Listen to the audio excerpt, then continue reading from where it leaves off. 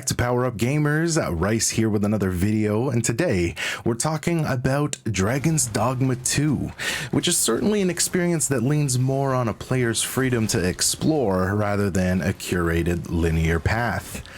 I'm particularly used to games that offer detailed tutorials on how to play the game, revealing combat mechanics as well as pointing you towards your next task. This game doesn't do any of that.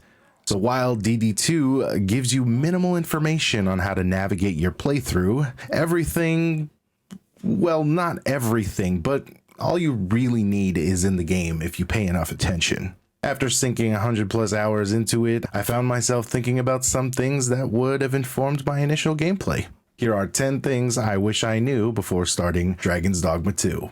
Warning. Minor spoilers ahead for those of you who prefer a clean slate playthrough. The game doesn't tell you which quests to prioritize. In fact, they don't even tell you how to acquire them. While exploring, speak to everyone you encounter. More often than not, you'll get random chatter, but sometimes you'll trigger a dialogue that may be helpful to your next task. While the main quest line will at times be at the forefront of the experience, it's not always obvious as to what you're supposed to do next. Speaking with various NPCs may very well send you on your next adventure.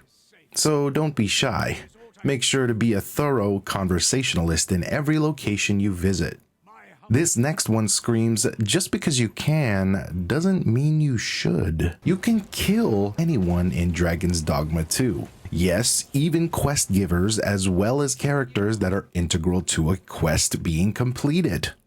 Sometimes I would get frustrated because I wouldn't know what to do, and frankly, I took it out on some NPCs, only to realize that they needed to be alive for me to continue. Thankfully, the game does have a way for you to bring them back. You'll need to spend some gold at the morgue as well as use a wake stone in order to bring an NPC back to life. It is a bit of a hassle to do this, especially if you don't have the resources, so do be careful as to who you strike down. If you go to the History tab in the pause menu and access the NPC logbook, you may find this a helpful resource to remember the NPCs that you encounter and where you can find them. Make sure you're paying attention to your max weight. Combine certain items in your pack to create curatives or spread the weight around amongst your main and support pawns. Acquiring golden trove beetles along your journey will increase the maximum weight you can carry, although you'll have to find quite a few in order to feel a significant change. So it's probably a good idea to get used to visiting your items menu as you continue to travel. Just as well, the heavier you are, the slower your movements become, and if you are on foot, this can grow tiresome very quickly. As you reach town, make sure to visit an inn and make use of your storage. Deposit items and resources between quests so you aren't having to lug around everything that you find.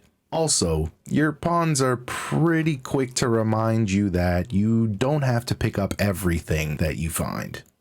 Hunting isn't something that the game really pushes you to do, but as you encounter animals in the wild, it's probably good practice for you to kill a few in order to have food later. You can consume the meat in order to replenish some health, and if the meat is rotten, you can still regain a bit of health, but you will receive a poison debuff for a short duration. You can use certain resources that you find from animals to enhance equipment later. These resources are typically things that I would deposit into storage in case the required amount to enhance a certain piece of gear calls for more of a certain item. So once again, inventory management is key. Every time you die, you have a choice to load from your last save or the last inn that you rested at, and your max health is depleted by a small amount. Your max health can only be fully replenished by resting at a campfire or at an inn, so choose your encounters wisely. Due to the long distances that you have to travel between locations, setting up camp at the fire pits you come across is definitely advised. Oh yeah, and make sure that you have a camping kit. There were unfortunately times that I would reach a campfire only to realize that my previous camping kit was destroyed in the middle of the night, or I just forgot to purchase one at the last town.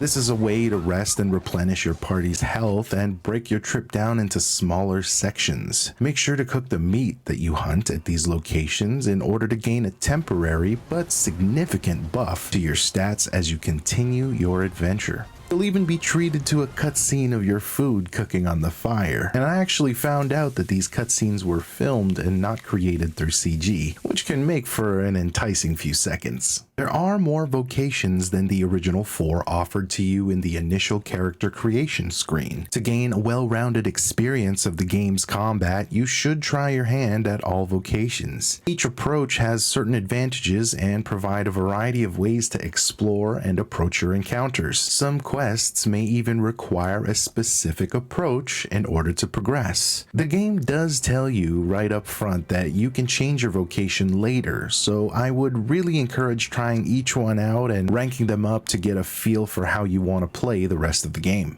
One thing I definitely should have done early on was switch my pawns from time to time. You can do this at pawn guilds, rift stones that you discover, or simply speak with wandering pawns across the landscape, and they'll tell you what they specialize in. I would also encourage players to make sure that at least one support pawn has the quest guide, as it is very easy to get lost on the way to your next objective. I get easily distracted from my original task due to the plethora of encounters. Also helped me hone in on a more efficient combat experience. So the more you switch it up, the more you understand the way you want to play the game. And for me, it made it more enjoyable as I sunk more hours into this game. If your main pawn happens to die, you can easily bring them back by examining a nearby rift stone. Occasionally, I couldn't revive my pawns in time, which would leave me extremely vulnerable in dangerous places. You start to realize how integral each of your pawns are to each encounter, especially when you lose them. You really don't know what you have until it's gone. There is peace in knowing that these rift stones are everywhere. That said, you can't examine the rift stone if there are surrounding adversaries, so survive at all costs. You can travel everywhere on foot, but use the ox carts. They're extremely convenient and won't cost you a lot of gold. But do be careful if you are attacked on the way to your destination. Ox carts are also breakable, so make sure to fight away from the driver so as to not prolong your trip. Unfortunately, there are times where breaking the cart is unavoidable, so it's important that you are still prepared to travel on foot in the event that you are attacked along the way. If you're lucky and the trip is smooth, this is an easy and cheap way to fast travel between locations. Other than ox carts, port crystals are your way to fast travel to certain locations. There are a couple locations that are fixed, but as you progress in the story, you can acquire port crystals of your own and place them wherever you'd like. You'll need to remember to buy fairy stones in town if you don't already have them in your inventory from your exploration. Fairy stones are in fact needed to transport to whatever port crystal that you had put down. So it's probably best to place your port crystals in spots where you can access multiple areas or in key locations that are spread across the map. Perhaps the bigger towns or even a certain area that you are trying to explore for a quest. After all, these port crystals can be picked up and placed elsewhere. And that concludes the 10 things I wish I knew before playing Dragon's Dogma 2. Let us know in the comments what other tips you would have for your past self and what vocation you are currently using. Don't forget to like and subscribe if you enjoyed the video, and as always, happy gaming.